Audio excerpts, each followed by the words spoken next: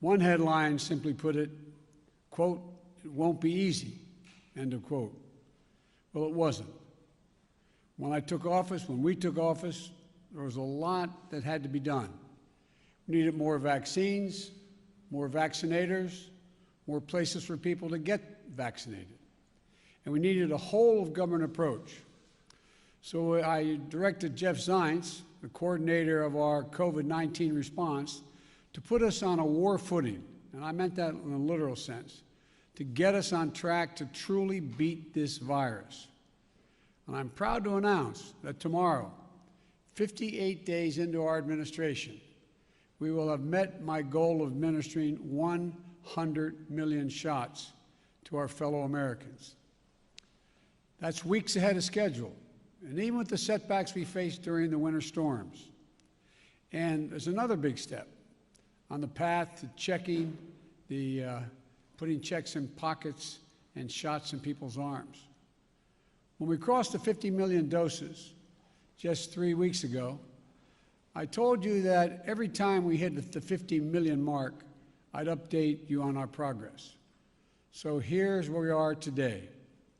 8 weeks ago, only 8% of seniors, those most vulnerable to COVID-19, had received a vaccination.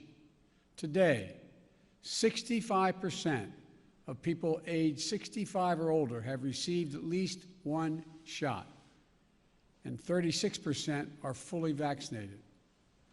And that's key, because this is the population that represents 80% of the well over 500,000 COVID-19 deaths that have occurred in America.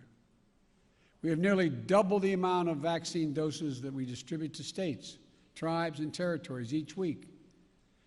We have gone from 1 million shots a day that I promised in December before we were even sworn in to an average of 2.5 million shots a day, outpacing the rest of the world significantly. And here's how we accomplished this. Using the power given to a president under the Defense Production Act, we expedited critical materials in vaccine production, such as equipment, machinery, and supplies. We work with vaccine manufacturers to speed up the delivery of millions more doses and brokered a historic manufacturing partnership between competing companies who put patriotism and public health first. These steps put us on track to have enough vaccine supply for every adult American by the end of May, months earlier than anyone expected. And we stood up or supplied more than 600 community vaccination sites that are administering hundreds of thousands of shots per day. We launched the federal pharmacy program, which has allowed millions of Americans to get a shot at one of 14,000 local pharmacies in this country, the same way they get their flu shot. And for folks who aren't near a pharmacy or mass vaccination center, we've supplied more than 500 mobile clinics, like pop-up sites or vans, meeting people where they are. We deployed nearly 6,000 federal personnel, including FEMA, active duty military, and Department of Health and Human Services to support vaccinations and serve as vaccinators, putting the needle in people's arms. We're also supplying vaccines to community health centers to reach those who have been the hardest hit and suffered the most, especially Black, Latino, Native American, and rural communities. This is really important because we believe that speed and efficiency must be matched with fairness and equity. Now, when President Harris and I took a virtual tour of a vaccination center in Arizona not long ago, one of the nurses on that tour, injecting people, giving vaccinations, said that each shot was like administering a dose of hope. A dose of hope. That's how she phrased it. Behind these 100 million shots are millions of lives changed when people receive that dose of hope. grandparents can hug their grandchildren again, frontline workers who can show up at their jobs without the same fear they used to have, teachers with the confidence to head back into the classroom. These milestones are significant accomplishments, but we have much more to do, much more to do. And the American Rescue Plan will help us do it. In addition to the cash payments it provides to you and your families, it also provides the funds to add vaccinators, to supply more community vaccinations, support more community vaccination centers, and increase testing. It'll help us accelerate nationwide efforts to reopen our schools safely. And as I told the nation last week, I've directed all states, tribes, and territories to make all adults eligible to be vaccinated no later than May the 1st.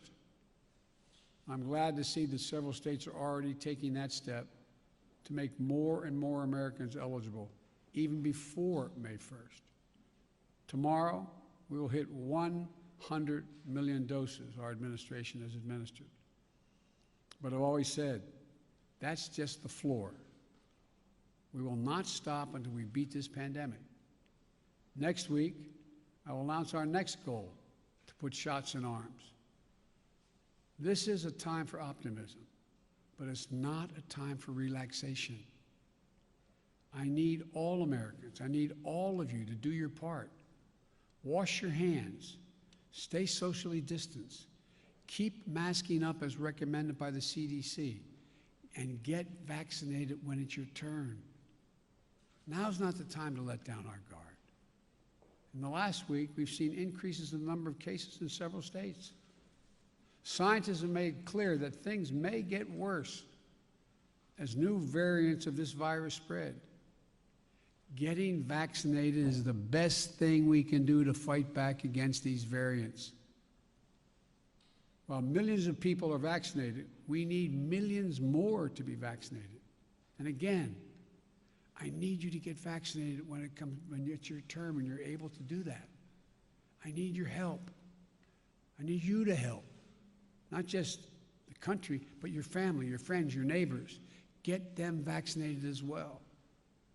If we keep our guard up, stick together, and stick with the science, we can look forward to a 4th of July that feels a bit more normal, with small groups able to gather for cookouts in backyards, and where we begin to declare our independence on Independence Day from the virus. Look, together we're going to come through this stronger, with renewed faith in each other and our government that fulfills its most important function, protecting the American people. Let me be clear again. Wearing this mask in the meantime, making sure you wash your hands, making sure you socially distance and listen to the CDC.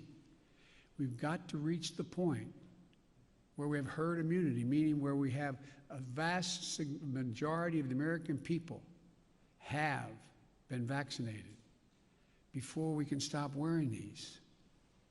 So please, please, don't let what you see happening in Europe and you see on television. Keep the faith. Keep wearing the mask. Keep washing your hands. And keep socially distanced. We're going to beat this. We're way ahead of schedule, but we got a long way to go.